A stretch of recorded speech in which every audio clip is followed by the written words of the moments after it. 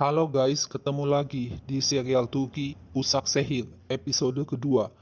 Jangan lupa subscribe channel ini ya, supaya bisa terus mengikuti kelanjutan serial ini.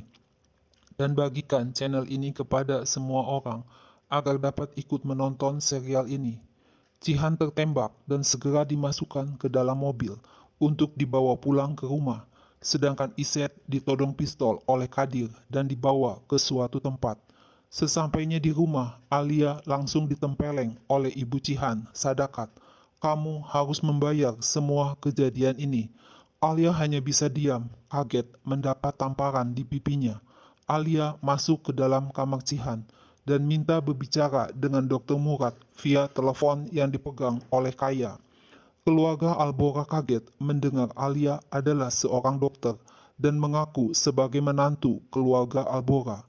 Alia akan segera mengambil peluru di tubuh Cihan, tapi Sadakat tidak setuju Cihan ditangani oleh Alia. Cihan minta agar Alia segera mengobatinya.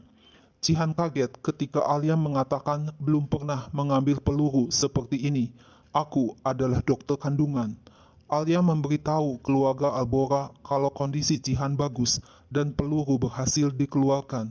Ketika Alia masuk ke kamarnya, Denis tidak ada. Alia panik mencari Denis. Sadakat berkata Denis tidur di kamarnya sendiri, di kamar bekas ayahnya, Boran. Denis akan belajar hidup tanpa Alia. Alia mengancam akan lapor polisi. Pergi, lapor polisi sekarang juga. Sana pergi, jangan berdiri di sini terus, tantang Sadakat. Sebaliknya, aku akan lapor kalau kamu telah menembak Cihan. Diam-diam Alia masuk ke kamar anakku, mengambil pistol dan merencanakan sesuatu, membuat rekaman dari belakang mobil. Alia kaget difitnah Sadakat seperti itu. Alia menangis sedih. Nare datang mengajak Alia ke kamar Denis. Tenang saja, Denis sedang tidur. Aku berada di dekat Denis bila besok bangun pagi. Kamu hamil berapa bulan, Nare? 3 bulan, jawab Nare. Esok paginya, Alia menelepon Iset, tapi tidak bisa dihubungi. Alia pergi ke kamar Cihan dan mengobati lukanya. Denis datang untuk makan pagi bersama Cihan. Alia menghubungi hotel tempat menginap Iset. Iset tidak ada di kamarnya. Dari kemarin belum kembali ke hotel. Alia menelpon Iset di depan keluarga Albora yang sedang sarapan pagi. Terdengar bunyi dering telepon. Sadakat bilang Iset tidak dapat mendengar suara Alia. Alia langsung emosi. Apa yang telah dilakukan Sadakat? Di mana Iset? Sadakat menyuruh Kaya membawa Alia. Alia akan melihat harga untuk sebuah pengkhianatan. Alia kaget melihat Iset ada di tengah tambang batu bara yang siap meledak setiap waktu. Apa salah Iset? Iset hanya membantu Alia. Alia minta kepada Kaya agar segera mengeluarkan Iset dari tempat itu. Iset tidak mau tinggal di kota ini lebih lama. Ia akan membeli tiket untuk penerbangan yang pertama. Pilihan ada padamu, Alia. Tinggalkan anakmu di sini dan pergi bersamaku, atau kamu tinggal di sini. Aku akan berbicara sebagai pengacara kamu. Kamu tidak bisa pergi dari kota ini karena kamu sudah menembak Cihan. Alia berkata, aku akan mencari jalan agar ia dan Denis, anaknya, bisa melarikan diri dari sini. Aku tidak akan pergi kemanapun tanpa membawa anakku. Sewaktu meninggalkan hotel, Alia bertemu dengan Oskan Burut, suami Nare. Nare mengirim SMS kepadaku, meminta tolong untuk menjaga Alia. Aku tinggal di kota ini sudah 5 tahun, tapi sebenarnya berasal dari Istanbul. Aku direktur bank di sini. Sebagai menantu keluarga Albora, aku mengerti kondisi kamu dengan baik. Keluarga Albora telah memberi banyak tekanan kepadamu. Begitu juga denganku. Aku menikah dengan Nare, tapi tidak bisa hidup bersama sebagai satu keluarga karena mereka tidak mengizinkan orang luar menjadi anggota keluarga mereka. Tidak ada bedanya masalahku dengan masalahmu, Alia. Keluarga Albora mencegah aku dan anakku pergi ke Kanada. Aku hanya memenuhi permintaan terakhir almarhum suamiku yang ingin dimakamkan di sini. Alia kaget mendengar Oskan mengatakan kalau suami Alia dibunuh. Oskan bilang hal itu yang pertama kali dipikirkan orang-orang di sini. Alia minta agar Oskan memberitahunya apa yang telah terjadi di masa lalu. Boran telah membunuh kepala keluarga Baibars, Sulaiman Baibars. Alia kaget mendengarnya. Tiba-tiba Cihan datang. Alia langsung bertanya, apakah benar Boran telah membunuh orang? Cihan tidak menjawabnya. Alia langsung pergi, pikirannya pusing. Alia berlari mencari taksi menuju makam Boran, suaminya, dikejar oleh Cihan. Di makam suaminya, Alia berdoa agar semua yang ia dengar tentang Boran adalah tidak benar. Alia masih tidak percaya Boran telah membunuh. Bagaimana Boran bisa menjaga rahasianya selama bertahun-tahun? Boran balas dendam karena kepala keluarga Baibars, Sulaiman, telah membunuh ayah Boran. Ayah tidak mengizinkan mereka mengirim senjata melalui batas wilayah keluarga Albora. Alia mengeluh telah hidup bersama Boran selama beberapa tahun, tapi baru tahu setelah Boran ada di Batu Nisan. Demir Baibars menyangkal telah membunuh Boran. Mungkin saja itu memang kecelakaan yang menewaskan Boran. Orang-orang ini sungguh hidup di sana dan mereka dikenal. Pada waktu kejadian hujan di pagi hari, jalanan licin sehingga terjadi kecelakaan. Jika Dennis tinggal di sini, Dennis akan tahu kalau ayahnya adalah seorang pembunuh. Dennis bisa berkelakuan seperti Cihan. Luka Cihan berdarah lagi. Alia segera memanggil Sahin untuk membantu. Setibanya di rumah, Alia berkata kepada Sadakat, "Aku akan melakukan apapun caranya untuk pergi dari sini. Aku tidak akan mengizinkan Dennis untuk tinggal di sini dan tumbuh menjadi seorang pembunuh." Tiba-tiba Cihan masuk ke ruangan dan mengatakan kalau Oskan yang memberitahu Alia. Nare mengaku telah memberitahu Oskan untuk menjaga Alia. Nare langsung dimarahi Sadakat. Alia bilang, "Jangan marahi Nare, dia sedang hamil. Aku berterima kasih kepada Oskan yang telah memberitahu semuanya sehingga aku tahu keberadaannya." Cihan bilang Oskan menampar ketika Nare sedang hamil. Alia kaget mendengar penjelasan Cihan. Alia melihat Nare pingsan dan menyuruh Sahin membawa Nare ke kamar. Alia memeriksa Nare dan mengatakan, "Aku bekerja di rumah sakit swasta di Toronto, Kanada sebagai dokter kandungan. Liburanku akan segera berakhir. Boran bukan orang jahat. Biarlah Boran tetap diingatanmu sebagai orang yang dicintai." Alia bertemu Cihan. Cihan berkomentar, Alia adalah seorang yang keras kepala. Alia hanya diam dan melihat Cihan pergi meninggalkannya. Malam harinya, Alia menerima telepon dari Iset. "Aku berubah pikiran, Alia. Aku tidak dapat meninggalkan kamu di sini. Kita tidak akan pergi naik pesawat, tapi melarikan diri lewat perbatasan dengan Syria."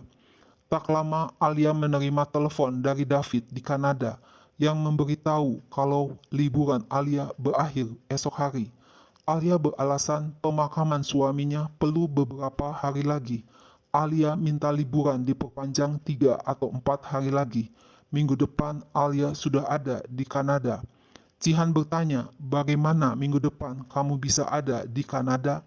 Alia menjawab, "Hanya dengan pertolongan Tuhan."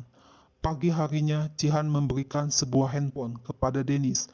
"Ibumu akan marah, jadi kita tidak akan menunjukkan handphone ini kepada ibumu. Jika sesuatu terjadi, segera telepon aku ya.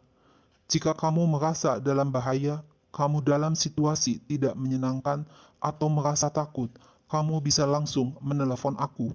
Alia masuk ke dalam kamar dan membawa Dennis keluar untuk makan pagi. Alia pergi ke kamar Nare untuk mengecek kesehatannya. Tiba-tiba ada telepon dari Iset. "Apakah kamu sudah siap, Alia? Dapatkah kamu meninggalkan rumah?" "Ya, begitu aku pergi, aku akan langsung meneleponmu, Iset." Alia kaget begitu melihat Nare ada di belakangnya, mendengarkan isi teleponnya bersama Iset. Iset tidak jadi pergi ke Kanada. Dia menunggu untuk membawaku dan Dennis kembali ke Kanada. Alia, pikirkan apa yang akan terjadi pada Iset. Kamu akan melukai Iset bila kamu mencoba melarikan diri lagi. Bila kamu tertangkap, akan lebih buruk lagi akibatnya. Tidak ada yang lebih buruk daripada tinggal di rumah ini. Tolong jangan beritahu siapapun, Nare. Tiba-tiba Sadakat masuk ke kamar. Nare hanya berkata kalau Alia hanya mau mengecek kondisi kesehatannya. Alia mengucapkan terima kasih kepada Nare. Sekali lagi, Nare mengingatkan Alia kalau Alia tidak dapat melarikan diri dari sini. Aku harus mencoba, begitu jawab Alia. Kadir melaporkan kepada Cihan kalau truknya yang menuju Syria diserang. Cihan dan yang lainnya pergi menuju lokasi kecelakaan. Begitu juga Sadakat langsung pergi setelah mendengar berita tersebut. Alia ikut mendengar pembicaraan Sadakat dengan Nare tentang truk yang diserang. Apa yang terjadi, Nare? Mengapa kita diserang? Jangan berpikir tentang itu. Ini kesempatan buat kamu melarikan diri, Alia. Tidak ada seorang pun di rumah. Nare memberikan kunci mobil. Alia menolaknya karena takut ketahuan kalau Nare membantunya. Tapi Nare memaksa Alia. Ia akan mengatakan kalau Alia yang mencuri kunci mobil itu. Alia berhasil tiba di tempat yang diberitahu Iset. Tapi alangkah kagetnya Alia melihat Demir berjalan di belakang Iset. Maafkan aku, Alia, dia mengancamku. Tidak ada jalan lain, begitu kata Iset. Tapi Demir bilang, kamu meminta uang. Iset, akui saja secara gentle. Kamu telah menjualku, memalukan. Kamu tahu siapa orang ini, Iset? Apa yang kamu inginkan dari aku, Demir? Tiba-tiba Dennis keluar dari mobil berlari ke arah Alia. Inilah orang yang aku inginkan. Demir menatap Dennis yang berlari menuju Alia. Dengan sigap, Alia menahan Demir dan berteriak agar Dennis masuk ke dalam mobil. Tak lama, Alia berhasil masuk ke dalam mobil dan pergi dari tempat itu. Demir menyusulnya mengejar mobil Alia. Dennis menelepon Cihan, memberitahu kalau mereka dalam bahaya. Sesampainya di suatu tempat, Alia menghentikan mobil dan menyuruh Dennis berlari. Alia berusaha sekuat tenaga menahan Demir yang ingin mengejar Dennis. Alia tidak berdaya setelah ditempeleng 2 kali oleh Demir. Demir melihat mobil Cihan menuju ke arahnya. Cepat-cepat Demir membawa Alia masuk ke dalam mobil. Cihan berhasil melacak keberadaan Dennis lewat handphonenya. Dennis berhasil ditemukan. Cihan menyuruh Kaya membawa pulang Dennis ke rumah. Cihan berhasil mengejar mobil Demir. Demir membawa Alia ke rumahnya. Demir menyuruh Cihan untuk meletakkan pistolnya ke lantai. Demir minta Dennis, ahli waris Albora, dan ia akan menyerahkan Alia. Demir berteriak kalau ia tidak membunuh Boran. Bila saatnya nanti, Alia akan memohon agar keluarga Albora semuanya mati. Paman Demir telah membunuh ayah Boran. Boran membunuh paman Demir, lalu Nedim menjadi kepala keluarga. Albora membuat perjanjian dengan Nedim untuk nyawa Boran. Cihan mengizinkan Nedim untuk mengirimkan senjata ilegal melalui tanah Albora selama 5 tahun. Cihan dipaksa untuk menikah dengan Putri Sulaiman untuk menghentikan pertumpahan darah. Demir telah mengambil Sheida dan Boran telah membunuh ayahnya. Sheida adalah kekasihku, kami saling jatuh cinta, tapi Cihan telah mengambilnya dariku dengan menjadikan Sheida menjadi istri Cihan. Aku akan menunjukkan padamu seperti apa kalau kehilangan orang yang dicintai. 1 tahun setelah pernikahan, Sheida bunuh diri. Alia memberi tanda kepada Cihan kalau Demir mulai lengah. Cihan berhasil melumpuhkan Demir. Alia memohon agar Cihan tidak menembak Demir. Dalam perjalanan pulang, Alia mengaku kalau Iset menemukan jalan untuk membawa Alia dan Dennis lewat perbatasan untuk menuju ke Kanada. Tapi Demir menemukan mereka. Alia mengaku masuk ke ruangan dan mengambil kunci mobil. Sesampainya di rumah, Alia memeluk Dennis dengan erat. Tiba-tiba Sadakat mengatakan kalau Dennis lapar dan menyuruh Umu agar membawa Dennis ke atas dan duduk di meja makan. Sadakat mengusir Alia. Alia ngotot, ia tidak dapat meninggalkan rumah ini sementara Dennis ada di sini, bahkan jika Sadakat tidak mengizinkannya. Lakukan saja apa yang kamu mau. Aku tidak akan membiarkan kamu tinggal di sini. Jihan bilang, Alia tidak mempunyai tempat untuk pergi. Dia dalam bahaya. Aku baru saja menyelamatkannya dari Demir. Kalau Alia tinggal di sini, dia akan mengambil cucuku lagi. Di samping itu, seorang janda tidak dapat hidup di antara laki-laki. Alia harus pergi. Ada satu syarat kalau Alia mau tinggal di sini. Dia harus menikah. Alia kaget setengah mati, sampai mulutnya tenganga. Demikian juga Jihan, Nare, dan Kaya juga kaget mendengar hal itu. Alia akan menikah dengan kamu, Jihan. Aku akan mengizinkan kamu untuk tinggal di rumah ini jika kamu menikah dengan Jihan. Nah guys, lalu apa yang akan terjadi selanjutnya? Saksikan terus ya serial yang baru dan seru ini. Jangan lupa subscribe channel ini ya.